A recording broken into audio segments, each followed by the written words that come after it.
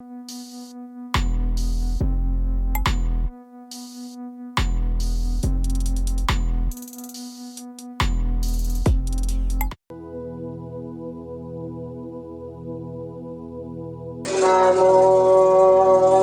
तस्सा भगवतो अरहतो सम्मा सम्बुद्दस्सा नमो तस्सा भगवतो अरहतो सम्मा सम्बुद्दस्सा नमो तस्सा भगवतो अरहतो सम्मा सम्बुद्दस्सा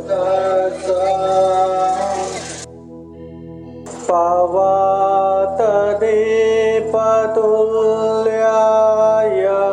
सायो सन्ततियाख्यं परूपमाय सम्पसं भावय मरणासते। महाकारुणिक तथागत बुद्ध धम्म संघ को त्रिवार वंदना। परम पूजनीय बोधिसत्व डॉक्टर बाबा साहब अम्बेडकर, विशेषतः ज्ञानोबा पंडित उपासक के प्रथम स्मृति दिन समारोह में उपस्थित पूजनीय भिक्षु मंगल बोधि, श्रद्धा संपन्न बुद्धि संपन्न उपासक उपासिकाएं। महाकारुणिक तथागत बुद्ध ने बुद्ध होने के बाद गांव नगर जनपद देश देशांतरचारिका करते हुए जो धम्म की उपदेश दिए, वो सारे उपदेश हमारे जीवन के लिए हितकारी है, कल्याणकारी है। परंतु आज हम यहाँ स्मृति दिन कार्यक्रम में उपस्थित है। एक माहौल रहता है, जन्मदिन में जाते हैं तो जन्मोत्सव का माहौल रहता है, कहीं शादी ब्याह में चलते हैं तो वो शादी का माहौल रहता है, कहीं गृह प्रवेश या गृह मंगल में जाते हैं तो उसका माहौल रहता है। तो अभी हम पुण्य स्मृति में रुके हैं, ये समारोह में बैठे हैं, तो एक अनित्य का माहौल, मरणानुस्मृति का माहौल है। जिस तरह उपासक ज्ञानोबा गुजर गए, उसी तरह यहाँ दिखने वाले हर कोई इंसान, चाहे वो महिला हो, चाहे पुरुष हो, चाहे बालक हो, चाहे युवा हो, चाहे वृद्ध हो, हर किसी को वही राह पे जाना है। चलना सबको है, इस दुनिया से जिंदा कोई जा नहीं सकता, सबको मरना ही है। इसलिए महाकारुणिक तथागत बुद्ध कहते हैं, ये जीवन की यथार्थता को जानो, बहुत कल्याण होगा, समझो, बहुत सुख शांति मिलेगा। बुद्ध कहते हैं पवात दीप तुल्याय, जिस तरह यहाँ मेणबत्ती जला हुआ है, दीप जल रहा है, हमारे जीवन भी वही मेणबत्ती दीप की तरह है। और खुले हवाओं में, खुले मैदान में जल रहे दीप समान है। वो दीप कहीं थोड़ा भी हवा लगा ना, वो वहीं के वहीं बुझ जाएगा। जीवन ऐसा ही है, कब कहाँ कैसे खत्म होगा किसी को नहीं पता। बैठे बैठे भी जा सकता है, खड़े खड़े भी जा सकता है, चलते चलते भी जा सकता है, सोते सोते भी जा सकता है। ऐसे कोई अवस्था नहीं जहाँ रह के इंसान नहीं मरता।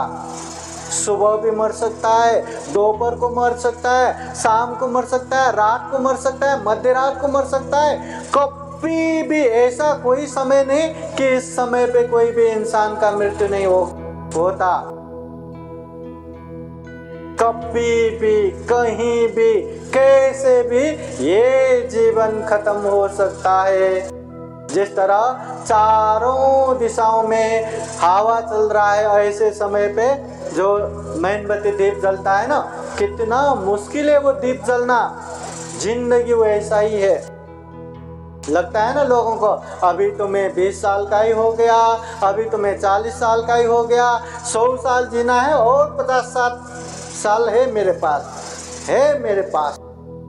अरे कल का दिन दिखेंगे नहीं दिखेंगे इसका कोई गारंटी नहीं। और हम कहते हैं 50-60 साल। इसलिए तथागत बुद्ध कहते हैं पावय मरण सति, मरना है ये हमेशा याद रखो। बुद्ध कहते हैं उपत्तिया सहे वेदं मरणं आगतं सदा मरणत्थाय ओकासं वद को व्यये सति। उपत्तिया सहे वेदं, जहाँ उत्पत्ति होता है स्वभाव तो वहाँ विनाश भी पीछे पीछे आता है। जहाँ जन्म होता है मरण भी पीछे पीछे आता है। अभी धूप लग रहा है ना, आकाश में सूर्य ज्वल्यमान है। जब वो सूर्य सुबह सुबह आकाश में निकलता है तो धीरे धीरे इतना तेज होता है, इतना ज्वल्यमान होता है कि ऐसा लगता है कि ये सूर्य का तो अंत ही नहीं।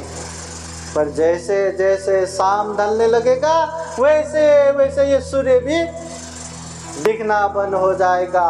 जिंदगी ऐसा ही है। कितना भी आप खूबसूरत रहो, कितना भी आप ताकतवर रहो, कितना भी आप पैसे वाला रहो, कितना भी पढ़े लिखे रहो, एक न एक दिन जाना ही है, मरना ही है। बुद्ध फिर कहते हैं विज्जु बुब्बुल उत्सावो जलराजिं परिखयं खातको वरिपुतसा सपत्थापि हवारियो। विज्जु बुब्बुल उत्सावो, जैसे यहाँ पानी है, पानी के ऊपर हमने फोर्स पानी डाला ना, वहाँ पे रंग बिरंगी बुलबुल, हाँ ये क्या बोलते हैं जो बुलबुला निकलता है, ऐसे रंग बिरंगी बुलबुला निकलता है, इतना आकर्षक अट्रैक्टिव दिखता है, पर थोड़े थोड़े समय में फट जाता है, बहुत कम समय के लिए वो रहता है। वैसे ही ये जीवन है, कब कहाँ कैसे खत्म होगा कोणाला माहिती नहीं, किसी को पता नहीं। फिर तथागत बुद्ध कहते हैं जिस तरह एक शिकारी अपना धनुष बाण लेके ऐसे एकदम ताक के बैठता है कि कब वहाँ शिकार आएगा और उसको शिकार करूंगा, या कब कोई पंछी पशु दिखेगा और उसको धनुष बाण मारूंगा करके एकदम ताक के रेडी होके बैठते। वैसे ही मृत्यु राज हमें भी वैसे ही ताक के बैठे हैं। हाँ, मृत्यु भी हमें वैसे ही ताक के बैठे हैं। कब कहाँ कैसे खत्म होगा ये किसी को पता नहीं। तथागत बुद्ध एक समय एक गांव में धम्म देशना के सिलसिले में पहुंचते हैं। जब तथागत बुद्ध पहुंचते हैं तो वहाँ ढेर सारे लोग बुद्ध के उपदेश सुनने के लिए वहाँ आते हैं, मगर तथागत बुद्ध धम्म देशना शुरू नहीं करते। वैसे में एक छोटी सी बालिका वहाँ बुद्ध को वंदना करने के लिए आती है। जैसे ही वो बालिका आती है तथागत बुद्ध उससे पूछते हैं उपासिका कहाँ से आए हो? तो वो कहती है मुझे पता नहीं। कहाँ जा रहे हो? वो कहती है मुझे पता नहीं।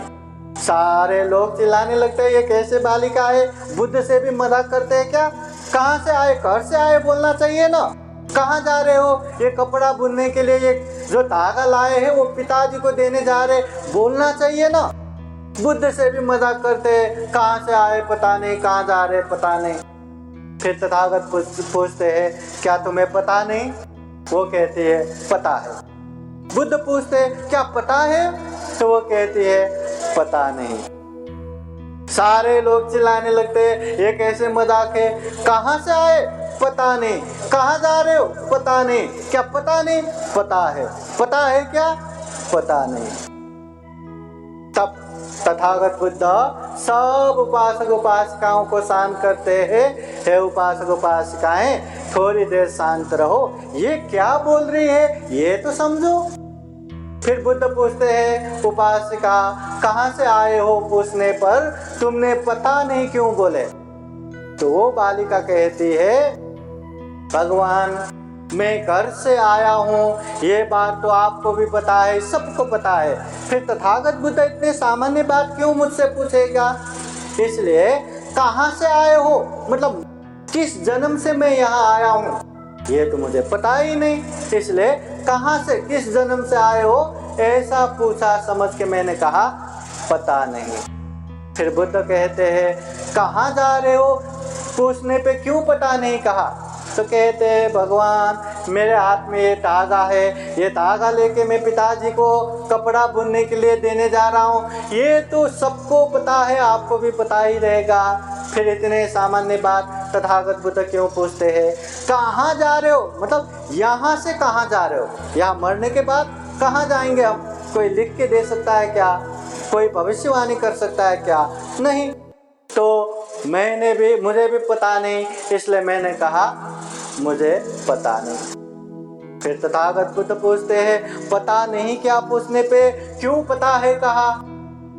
तो उपासिका कहते हैं भगवान आप कुछ साल पहले यही आलवी नगर में आके उपदेश दिए थे, तब आपने उपदेश दिए थे तुवंग में मरणं अधुवंग में जीवितं, मरना निश्चित है मगर जीना अनिश्चित है। तो उस समय से आज तक मैं हर दिन मुझे मरना है ये बात याद करके बैठा हूँ, इसलिए पता नहीं क्या मरना है पता नहीं क्या ऐसा पूछा समझ के मैंने कहा मुझे पता है मरना है, मुझे पता है। फिर तथागत बुद्ध कहते हैं पता है क्या पूछने पे क्यों पता नहीं बोले? तो बालिका कहती है मुझे मरना है ये पता है पर कब मरना है पता है क्या? ऐसा समझ के मैंने कहा मुझे पता नहीं है। मतलब कहाँ से आए हो, किस जन्म से आए हो पता नहीं, यहाँ से कहाँ जाएंगे ये भी पता नहीं, पता नहीं क्या मरना है पता नहीं क्या? पता है क्या कब मरेंगे पता है क्या? पता नहीं। फिर तथागत बुद्ध ऐसा पूछने पे बालिका जो बताते हैं ये सुन के सारे लोग अरे हमें तो लगा ये बुद्ध से मजाक कर रहे, ये तो बहुत बुद्धिमानी निकली। फिर तथागत बुद्ध अनित्य के विषय में उपदेश देते हैं। सबसे पहले बुद्ध का उपदेश वही बालिका वोट करती है, श्रोतापति फल में पहुंचती है। मतलब जीवन में जीना अनिश्चित है, मरना निश्चित है। हम कहाँ से आए ये हमें पता नहीं, हम कहाँ से कहाँ जाएंगे ये भी पता नहीं, पर हमें ये पता है अगर हम अच्छा करेंगे तो अच्छे जगह पे ही जाएंगे, अगर हम बुरा करेंगे तो बुरे जगह पे ही जाएंगे। हम दूसरों को दुख कष्ट दे के या गलत अकुशल करके जिएंगे तो अभी भी हमारा शोक संताप का कारण होगा, भविष्य भी शोक संताप का कारण होगा। अगर ये जीवन बुरा रहा तो परलोक जीवन भी बुरा ही रहता है। इसलिए तथागत बुद्ध कहते हैं अत्ता ही अत्नो नाथो कोई नाथो परोसिया। हम खुद के मालिक खुद ही है, कोई हमारे मालिक नहीं है। अच्छा करना है हमें ही करना है, बुरा करना है हमें ही करना है। और हर कोई यहाँ अच्छा चाहते हैं तो अच्छा करो, हर कोई यहाँ बुरा नहीं चाहते तो बुरा मत करो। अभी एक बात बताइए, आता एक गोष्टी मला सांगा, एक बात बताइए, मैं भंते हूँ, मैं भंते बन के अभी महाथेरो बन चुका हूँ, बुद्धिज्म में PhD किया इसलिए डॉक्टर भी बन चुका हूँ। चलो मैं इतना बड़ा हो गया हूँ, इतने सारे उपासक उपासिकाएं हैं, ऐसे बनते लोग कितने कितने, चलो मैं कुछ भी करूँ, अगर मैं गलत भी करूँ, अकुशल भी करूँ, पाप भी करूँ, सबको थोड़ा थोड़ा थोड़ा थोड़ा देता हूँ। पंडित जी का थोड़ा पाप आप नहीं ले सकते क्या? ऐसे मैं सबको थोड़ा थोड़ा देता हूँ, सब मेरा पाप खत्म हो जाएगा, इसलिए मुझे कोई टेंशन नहीं, मैं पाप करता जाऊँ। तो मेरा पाप कोई ले सकता है क्या? ले सकता है? मैं किसी को अपना पाप बांट सकता हूँ? कितना अच्छा होता है ना अगर सच में बांट सकते तो। मैं तो 100 लोग रखूंगा, सबको 100% मेरा पाप, एक परसेंटेज सबको 100 लोगों को बांटा तो मेरा तो पाप ही नील हो जाएगा। और पैसे वाले तो कितना ऐसे मेंटेन करके रखेगा, सबको 1-1 लाख दे के 1 करोड़ फिक्स डिपॉजिट डाला तो जिंदगी भर खाओ पियो मौज करो, कुछ भी करो, छूटे। आप लोगों को पता है ना, यहाँ अच्छा करना मुश्किल है, बुरा तो होता ही रहता है। कहने का मतलब ये है, अगर कोई व्यक्ति पाप करता है और लोगों को वो पाप बांट सकता है तो लोग कितना भी पाप करेगा। यहाँ पाप करना ही आसान है, पुण्य करना बहुत मुश्किल है। हम यहाँ प्रवचन सुन रहे हैं, कार्यक्रम में बैठे हैं, क्या ये आसान बात है क्या? इतने गर्म में आते आते ही अरे बापा इतने लोग जमा हुआ है और गर्म से कितनी देर से बैठे, पर क्या है ना, थोड़ा कम्युनिकेशन गायब होता है ना। यहाँ कितना बड़ा प्रोग्राम है ये हमारा माहिती ना होते। अगर पता चलता ऐसे बाहर ले रहे और पता चलता इतने लोग हैं तो उधर का कार्यक्रम छोड़ के भागते भागते आते। हमें लगा घर का ही प्रोग्राम है, घर में ही रहेगा तो 12 बजे पहुँचो या 12:30 बजे, तो उस हिसाब से आए। तो कभी भी एक बार इससे भी ये सीख ले लो, जिंदगी में कभी भी मुझे पसंद नहीं आया करके तुरंत गुस्सा मत करना। हर कार्य होता है तो उसका कोई ना कोई कारण होता है। सामने वाला ऐसा कार्य कर रहा है जो हमें पसंद नहीं आ रहा है तो उसका कोई ना कोई कारण रहता है। कभी कभी हम अच्छे व्यवहार करते हैं, सामने वाले बहुत ही चिड़चिड़ करके गुस्सा करते हैं, उसके ऊपर गुस्सा मत करो। जब उसका गुस्सा शांत हो जाएगा ना तब उससे बातें करो, आप उस समय बहुत गुस्सा कर रहे थे, क्या हुआ। कभी कभी रहता है ना, कहाँ का गुस्सा कहाँ निकल आता है पता ही नहीं चलता। इसलिए हमेशा शांत पूर्वक व्यवहार करना चाहिए, नहीं तो मेरा तो गलती नहीं था, मेरा तो कोई भूल ही नहीं था करके एकदम गरजना शुरू हो गया तो वहाँ बहुत बड़ा झगड़ा कलह भी हो सकता है। तो इसलिए महाकारुणिक तथागत बुद्ध कहते हैं, कोई व्यक्ति पाप करते हैं तो वो पाप किसी को भी बांट के नहीं दे सकता, वो पाप खुद को ही भुगतना रहता है। और वो पाप से बचने की जगह न जमीन में है, न आकाश में है, न पानी में है, कहीं भी नहीं है। और अगर आप पुण्य करते हैं, कर्म करते हैं तो वो आपका पुण्य कोई भी छीन के भी नहीं ले सकता। जैसे अभी ज्ञानोबा उपासक गए ना तो उनके परिवार लोग उनके संपत्ति अपने हिस्से में लेते हैं, अंशीदार है, भागीदार है, मगर उन्होंने जो पुण्य किया क्या वो पुण्य हम ले सकते हैं क्या? नहीं ना। इसलिए महाकारुणिक तथागत बुद्ध कहते हैं, जीवन में खूब सारा पुण्य करना चाहिए। एक उदाहरण, अगर घर में आग लग गया और बहुत जोर से आग लग गया तो क्या करते हैं हम? सबसे पहले जितने भी अपने परिवार है सबको बाहर निकालते हैं और उसके बाद भी हमारे पास समय बचता है तो घर में जल्दी जल्दी से जो मूल्यवान वस्तु है वो जल्दी जल्दी घर के बाहर फेंक देते हैं।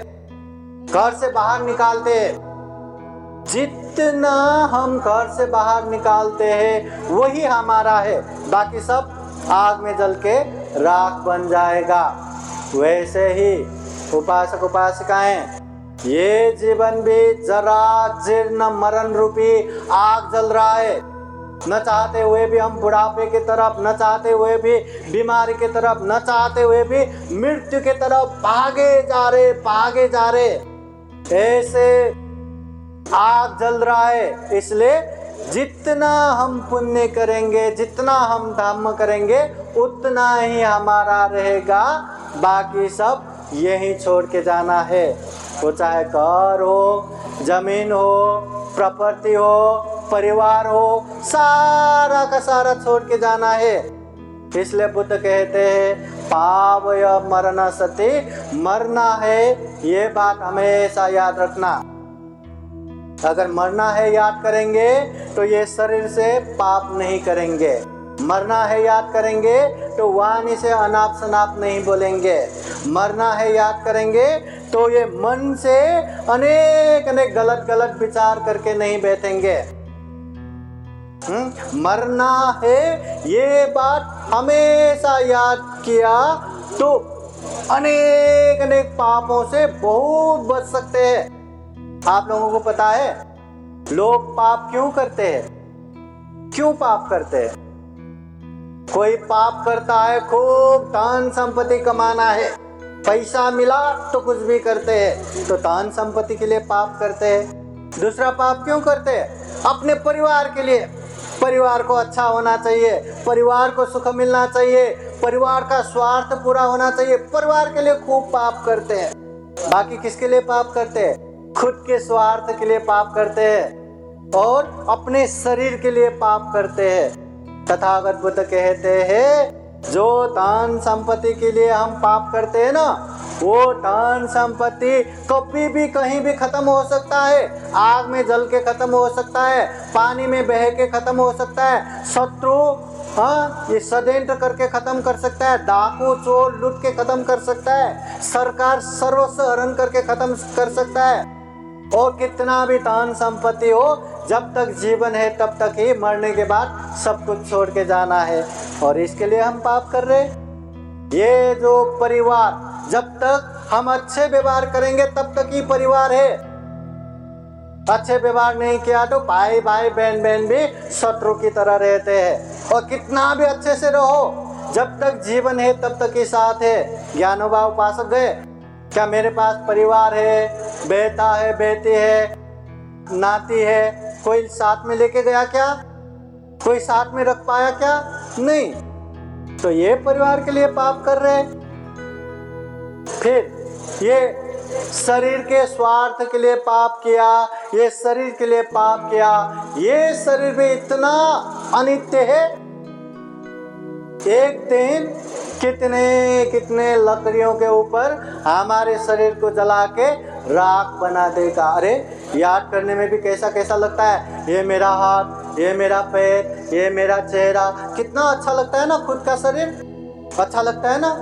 ये शरीर भी अंततः आग में जला के राख बनाने वाले हैं। मेरा शरीर, आपका शरीर, सबका शरीर, सब मरने वाले। इसलिए ये शरीर के लिए, परिवार के लिए, धन संपत्ति के लिए पाप नहीं करो। इसलिए पाप या मरना सति, मरना है ये हमेशा याद करो। उपासक उपासिकाएं याद कीजिए, जिस तरह ज्ञानोबा उपासक गुजर गए उस तरह हर कोई यहाँ गुजरना है, हर किसी को मरना है। भले ही वो 50 साल के बाद या 100 साल के बाद मरे, पर मरना जरूर है। एक बात। दूसरी बात, जिस तरह ज्ञानोबा उपासक ने मेरे पास धन संपत्ति है, मुझे अगली बार भी लगेगा करके एक पैसा भी लेके नहीं गया, सबके सब छोड़ के गया, वैसे ही हमें सारा धन संपत्ति छोड़ के जाना है। चाहे आप बैंक में छुपा के रखो, चाहे कहीं भी छुपा के रखो, सब के सब छोड़ के जाना है। तीसरा, कितने भी अपने लोग हो, परिवार हो, बंधु बांधव हो, सब के सब यहीं के यहीं छोड़ के जाना है। अकेले आए थे, अकेले जाना है। और चौथा, अपना शरीर भी एक दिन मर के राख बनना है। ये शरीर भी साथ में लेके जाने वाला नहीं है, ये भी छोड़ के जाना है।